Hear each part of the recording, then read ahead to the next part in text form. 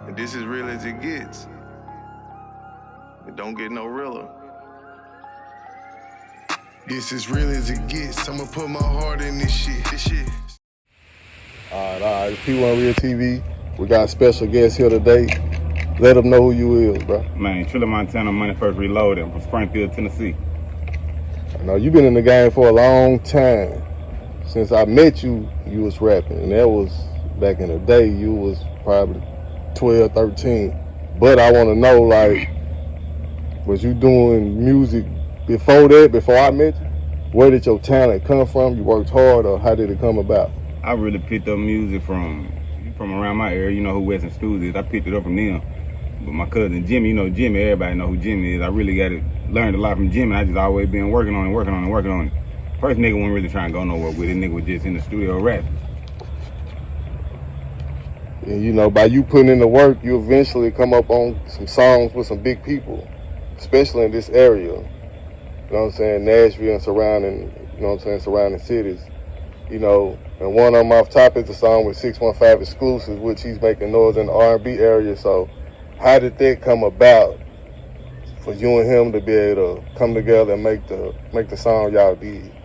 I think I met Six through his brother, Fredo Ruthless, Free Fredo. I was recording at a studio in Nashville called The Diamond. Fredo used to record there too. Me and Fredo did a little song. And Fredo was like, yeah, I'm 615, brother. He was telling me about who he was. See, I already knew about him, but I didn't know it was his brother. And then that's how I linked with 615 to do the song. Yeah, shout out Fredo. Fredo, real street nigga, man. Shout out Fredo. And you eventually took your talents to Memphis and you searched out and found Paper Route Jay Fizzle, which is Dolph artist, R.I.P. Dolph. You know what I'm saying? Memphis legend, you know what I'm saying? So, what made you and how did you link up with Paper Route Fizzle? We had a song. We wanted to put somebody on the song. We needed somewhere to go to put on a song, so it had broke down in between him and Maine Musik in Louisiana. So we just decided to keep going with where we was at, Tennessee. So we shot down to Memphis, right down the road, linked up with Paper Route, did a song with them. We connected on that through Roosevelt Reed, my homie. Y'all shot a video for that too, right? Yeah, we shot a video in the studio while we were making it. And, man, tell us about this comeback kid. The guy that I don't pull up on your block with the yapping head out like it's hot, bitch. That can bloom like this bitch.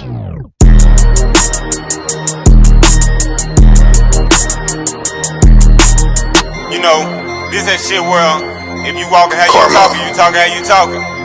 They praying to God that I stop. These niggas waiting on it. They praying to God that I flop. These niggas begging for it.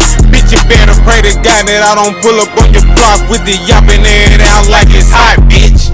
That can bloom like this bitch. We ain't stopping. We've been on the video. That intro go hard. You know what I'm saying? So tell us a little bit about the album, man. You know. The album. So I recorded the first one. I recorded it real fast. Then, like, people were gravitating to it. People liked it. So I was like, okay, I'm gonna record about 10 more songs. I actually recorded 15. Chose 10 more. Threw them on top and slapped that on top, and it's doing better than the first one did.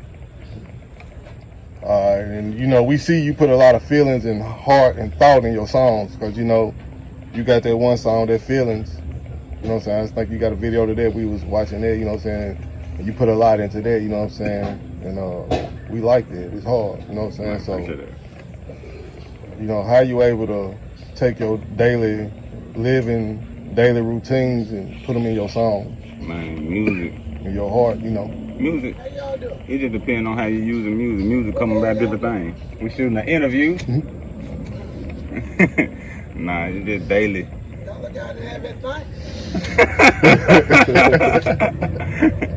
Nah, music, it's just like a story. You gotta tell your story. When you telling your story, it comes certain ways. I just tell what I go through. You know, we know you've been out for a long time. You got a lot of stuff out, you know what I'm saying? Do you actually know how many mixtapes, albums you got out?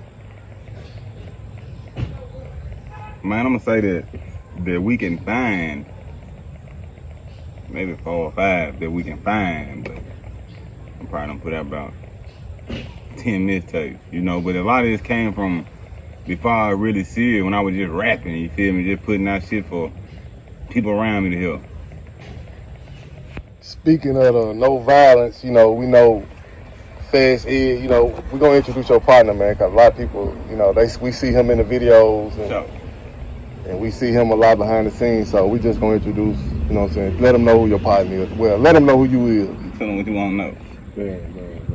Fast Ed, man. CEO money first, man. Finessing is the best way to do it, man. If you don't know how to do it, man, I'll teach you, man. Just holler at me, man. That's what's up, man. But another thing though about the violence and the beefs and the music, you know, which is a lot of that, you know what I'm saying? And you know, how do you feel about the beef in the music and the diss songs? You think that get you on? You think it's what you got to do to get on? Or nah, you ain't got to get it. You ain't got to do it to get on, but it do help you. But nigga, also got to remember that when you dissing these people saying all this shit that you saying, real. Yeah, shit get real. Bullet fly behind that shit. Like nigga on the battle rap, nigga go to New York. Shit get real. And would you know, you've been in a couple beefs with local rappers and this. How is it hard with you being a bigger rapper, but still in the small town, moving around, having to deal with local rappers that's not as big as you, that might diss you or, you know, rap about you on their songs? How is it hard for you to stay away from that or to, you know, how do you deal with them type of situation? I ain't gonna stay away from them, get on your ass. On your ass. I ain't gonna rap battle back. We ain't gonna do no rap battling. We're gonna fight or take it somewhere else. Whatever you like. Okay, and do you feel like it's hard coming from a small town? Like, you know, with the internet today, you feel like that helps? Because, you know, you've been rapping before the internet. You know what I'm saying? The internet helped, but the internet also made it a lot harder because, like, so populated. Then, you know, back then, you could just run around. You could press up 500 CDs, hit somewhere, and dish your motherfuckers out. Motherfuckers cars ain't even got CDs no more. So, really, you relying on damn near the internet to push you in front of all these people. If I want to be a rapper now, you think that's all I got to do is just put my music on the internet? You think people don't have to come to this? You know, like back in the day when you said print up 500 copies and run around, you don't see a lot of people do that no more. You think that now we don't need to do that, or you think it should still be done, or you think? I think certain parts of it should still be done. Like rappers should still let itself be seen, shit like that. But as far as politicking and moving around, you ain't got to do that as much as you did then. Most of the time, ain't the rappers. The rappers in the game, we ain't seen these niggas move around and do a damn thing. So you think for rappers, like, that move around, you think it's still good for them to go to their hoods and shoot videos? You know, because you know you're a local rapper, but you still shoot videos in your hood. So Still in the hood, though. I'm just saying, so, you know, once you make it, I get to another level, you think you'll still continue to shoot videos in your hood, or you'll be like, I'm gonna go. I'm coming heavily secured. And I ain't talking about my niggas. You do something to me, I'm making white people gun your ass down. Okay, so what if I was a rapper and I say I ain't gonna shoot no videos in my hood because, man, I'm too big for that now? You smart. You think it's smart or it's scary? That's smart. I mean, you one nigga. You can have a whole hood hating on you. You feel me? Because you ain't take them with you. You ain't got to go back to the hood. You ain't got to, you know, look out. You only get one life. Ain't no repeats, ain't no restart. Backpack giveaway, you know, little shit like that. Just support the hood. Just support the hood, you know, maybe you don't gotta really, you think you gotta be in the hood to support the hood? Hell nah, like I could goddamn cash out the motherfucking ice cream lady. Hey man, go to the hood, pass out all the popsicles until they hit this limit for me. I ain't coming though, you know, it's easy ways to support the hood. You ain't gotta go to the hood, it just ain't safe. And speaking on rappers is getting locked up these days. You know, you real rapper, you can't make no money in jail. You know what I'm saying? We all see that. We seen that every rapper that they go to jail, when they come out of jail, they say they was going broke or almost broke. Fact. You know what I'm saying? So, you know, and you see, like, but what you think about, like, the YSL and Young Thug situation? You think by Young Thug having 28 people around him, that was too many, or you think it was cool? Man. That man done a lot of good shit, man. I can't say it wasn't cool, because, you know, I'm from a small place, so our hood ain't gonna have 28 people that thugging with you, feel me? So, but if you were thugging with them 28 people every day before you blew, yeah, you gotta keep thugging with them when you go. He gonna be blessed, man. His good gonna outweigh his bad, man. God see it. It just depends on, like, in them situations, you gotta look at the hood, you gotta look at where they from. So you say they were thugging every day with them, but what about now when they saying they scared them and they cooperating to, you know. Yeah, that's always part of the game. There's always gonna be some weak niggas around. Always, this ain't the mafia days no more. You gonna always, even they had weak link. Everybody gonna have a weak link somewhere. If he had to take a test to be in the streets, half these niggas would not make it.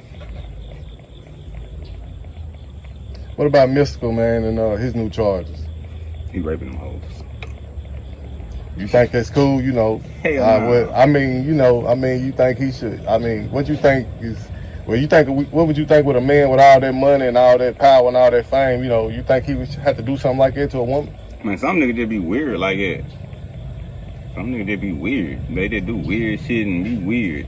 No allegation don't. You ain't seeing motherfucking masterpiece. It's more than one time. You feel me? That's more So, than one time. You don't see your masterpiece and shit have shit like it popping up multiple times like that shit. Nah. But you would think with a man that been signed a masterpiece and, you know, been on tour, still was on tour, you know, a man go to jail for it, then come back out, still get picked up, go on tour with Master P. That was a good look, you know what I'm saying? And you commit the same crime, what you think about? What you think, he need help or what, you know? He finna be a real offender. Man, that shit just in. I don't think you can take it out on. Some people just fucked up and that's just their thing to do. So you don't gotta do, you Mystical. Yeah. You ain't gotta take no pussy. I mean, pretty much it won't be that hard, you know, pretty somebody to know him. Somebody know you. So, you know. Somebody know you and give it like you said. Department of Correction, here he comes. So what's your biggest success in the music that you think, like the biggest thing you gonna achieve in music? I done achieved a lot, but I think the biggest thing that I like when I like being somewhere and hearing somebody listening to my shit. Yeah. That's about the biggest thing that motivate me. Like might be standing outside or might be in another city and just see a car go by, oh shit, they playing my shit. Or make a video or something. Yeah, on Snapchat or something like that. Yeah, that's what keep me moving, like the people interacting with it. That's what's your biggest disappointment in the music industry? Man, for me, I spent a lot of money recording a CD I had, Gift to the Streets. That motherfucker was probably the worst CD I ever put out.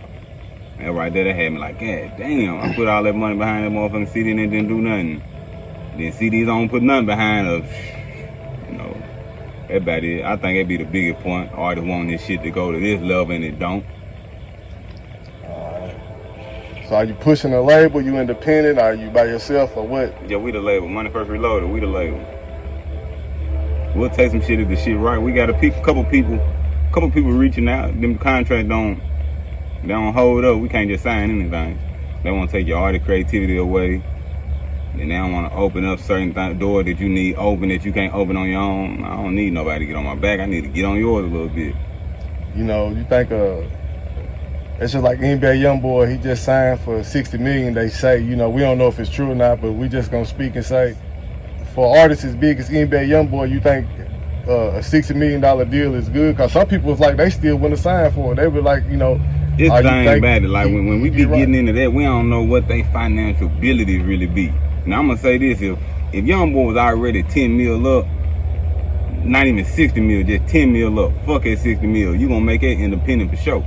But you know, if you fucked up, you go on and take that shit and get on at the situation you in. It depends on the people around you too though. You might have some dumbasses that really don't know the music business, so you need them people that got that 60 mil. Okay, did you hear about 5-year foreign signing for $5,000? Now he one of the biggest artists in New York? Yeah.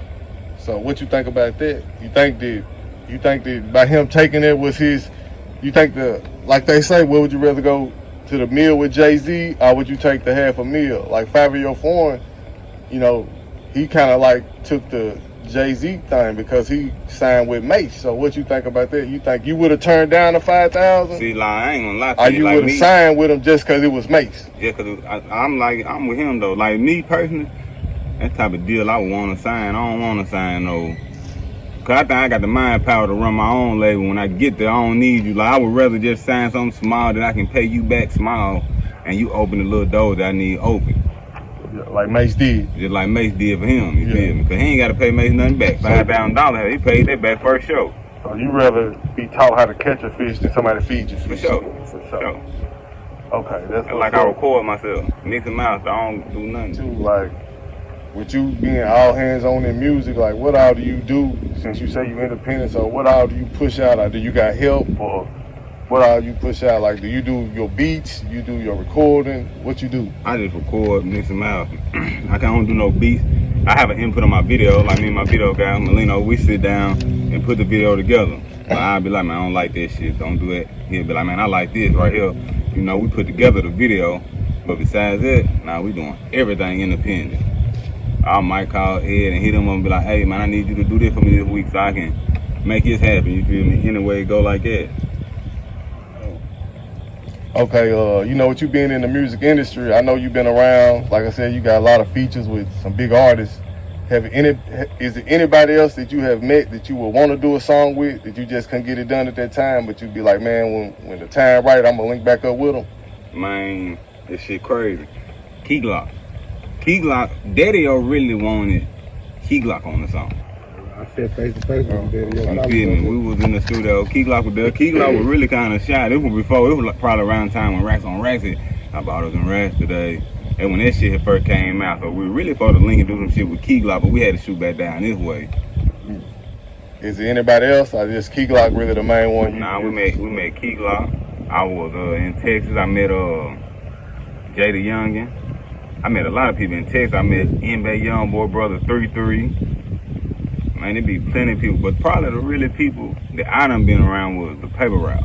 The Paper Route people, they were real. They were some real people. And, we see you doing shows and getting your music out there. You know, you performing and doing all that. You know what I'm saying? You got any shows coming up? You know? Man, I'm supposed to be down like in Lexington, Kentucky at the end of next month for some Halloween shit. Shows, man, shows. I like doing shows. I like driving to them and getting to them, though. I get it. That's the only thing. I hate getting there.